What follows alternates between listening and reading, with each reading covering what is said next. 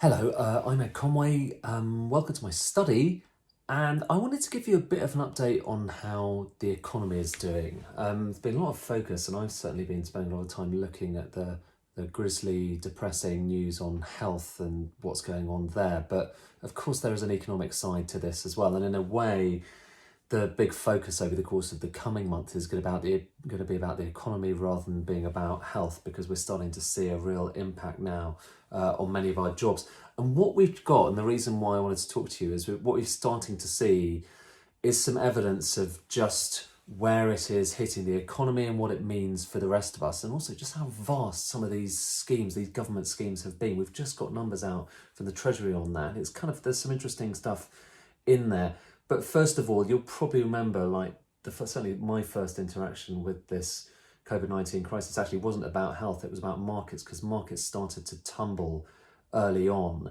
And what's happened since then? Well, have a look at what's happened to share prices over the course of the past 6 months. This chart shows you it. You know, there was a very big fall, one of the biggest falls we had ever seen in share prices. There's my arrow to show how bad it was. That was one of the worst falls, actually, over that month since the South Sea bubble in the early 18th century. So an enormous fall there. But what's been interesting, actually, is that markets have really recovered a lot of ground since then. Less so in the UK. So this is the FTSE 100. The Dow Jones and the S&P and the Nasdaq are up to, or got up to more or less where they were at the start of the year.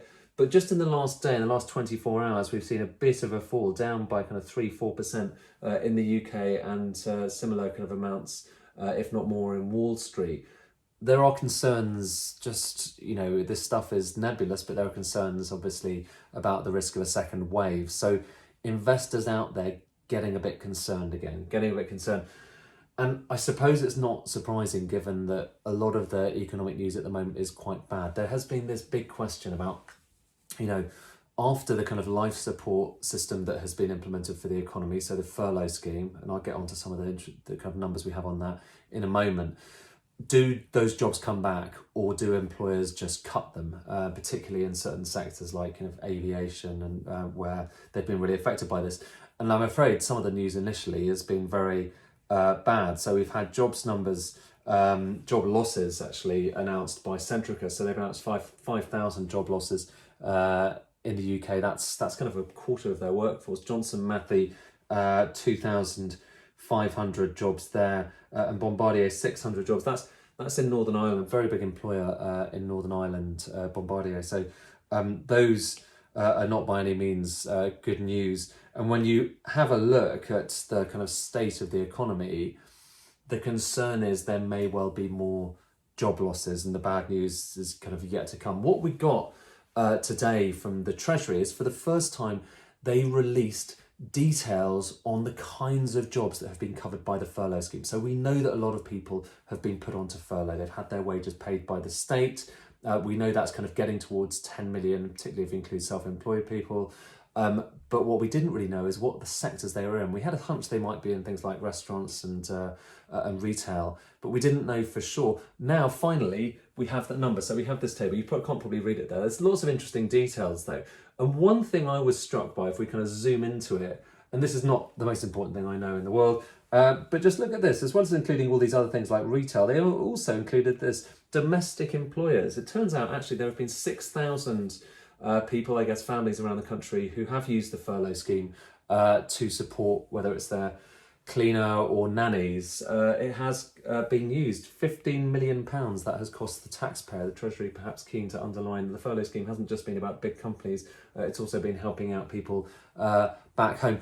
But as I say, the big impact is probably the companies that you would imagine. What I've done is I've taken all of these numbers here of the number of, that's the number of people, number of jobs, number of employees, amount it's cost, and I've done it as a percentage of workforce, so you get a sense by sector about how much they've been affected.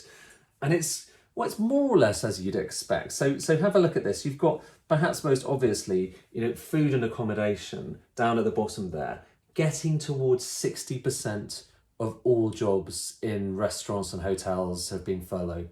Probably not a surprise to you, but nonetheless, and that's on the basis, I should say, that's on the basis of the employment numbers kind of a year or so ago. So you're talking about the vast majority of people within restaurants and hotels in furlough. Retail as well, again, won't surprise you, but that's kind of about 50% or so of retail, people working in retail have been furloughed. But construction, this is the interesting thing. Manufacturing and construction, particularly construction, two industries that weren't really supposed to, shut down in the way that other parts of the economy did. A lot of kind of speculation about it at the time, but construction, people were supposed to be able to carry on working, particularly in building sites in the open air. But actually, getting towards 50% of all construction workers have been furloughed. So it is striking, how this scheme has been used, not just for parts of the economy that were obviously locked down, but actually by parts of the economy that weren't locked down at all, in a big way. Construction, manufacturing, to a lesser extent as well. Property, I guess, there's a fair few estate agents who have been furloughed as a result of the lockdown, because they can't necessarily do their jobs. But it is just striking looking at this, and also what we have as a regional breakdown. I want to show you the regional breakdown. It's striking just how far across the entire economy this goes. There's some sectors that are barely affected. Education, actually, interestingly, farming and finance. A lot of people, very few jobs in finance and IT were furloughed. But really, when you look across the economy, when you look across the country, it's hard to think of any other policy that's been quite so prevalent and widespread as this one. And you get a sense of that when you kind of break it down by regions, and that's what I've done here. So this shows you different regions of the UK, from the West Midlands all the way through to Wales. And actually, in a way, what's striking about this is not the difference between them. It's the West Midlands at the top and Wales at the bottom there. But it's not the difference between them. But the fact that they are all kind of within this range of about 21, 22 to 25% of employees getting furloughed across all of the UK. This has been a kind of nationwide thing. That's what is kind of interesting. It has been a real UK-wide policy that has affected many people around the country. And most regions have been relatively equally affected. But actually what's intriguing is when you break it down by local authorities, there are some hotspots, some places that have more furloughing than other places. And let me just show you a few of them, because it's rather interesting. It shows you some of the subtext of what's been going on in this crisis. So there I've got a kind of heat map across, it's Great Britain, this, unfortunately didn't have a breakdown for Northern Ireland of the employment numbers, but this shows you a breakdown, and the more blue these areas are, the more people went into furlough as a percentage of local employment. And let me just show you a few highlights, because obviously this is difficult to see probably on the screen, but let me just zoom in a little bit. There, we will go in to Crawley, and in Crawley, actually, of all local authorities around the UK, the most furloughed jobs as a percentage of employees, 33, getting on for 34% of all employees furloughed, 20,000 jobs furloughed. Now, what's significant about Crawley? It's Gatwick. That's where Gatwick is. And you're going to see a pattern here. So Crawley, Gatwick, a real hotspot for furlough.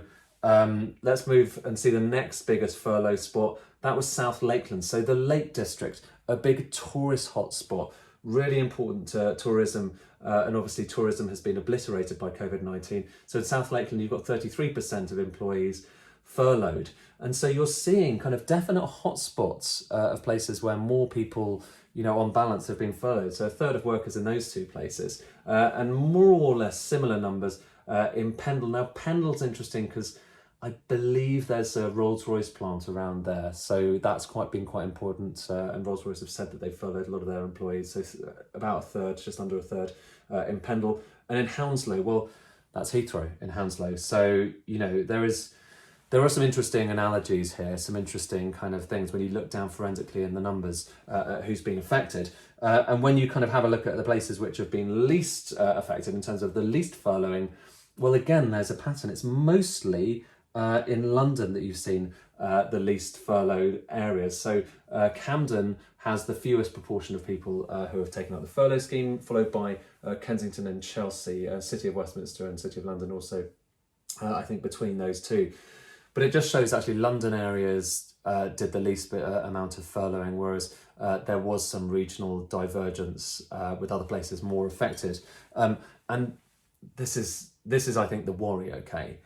the furlough scheme in a way is telegraphing where there might well be job losses in the future. You know, some of these companies, they start off by furloughing, then they take a call in a few months' time, and then, because furlough is kind of essentially free money to support your employees, and then the job losses come later on. So I suspect, you know, the worry about this to me is you're going to see a kind of regional element to the unemployment that comes with some hotspots for unemployment in the future. And it looks like a lot of them might well be outside of London.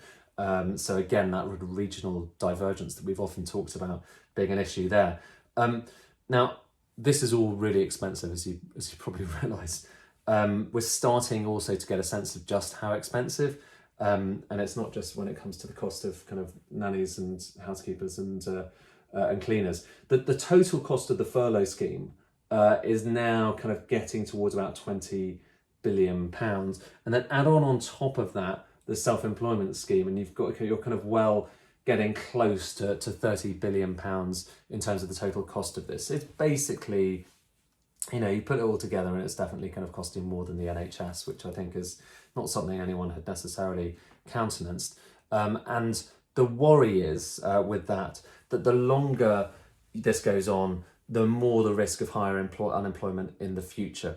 Now, that's the latest update. We are starting to get more of a sense of where jobs have been furloughed, where jobs may be lost in the future. The story is not especially encouraging, but I think this is going to be the story of the next 6 months. It's a story of an economy facing a very, very deep recession, and we're now starting to see the evidence of that.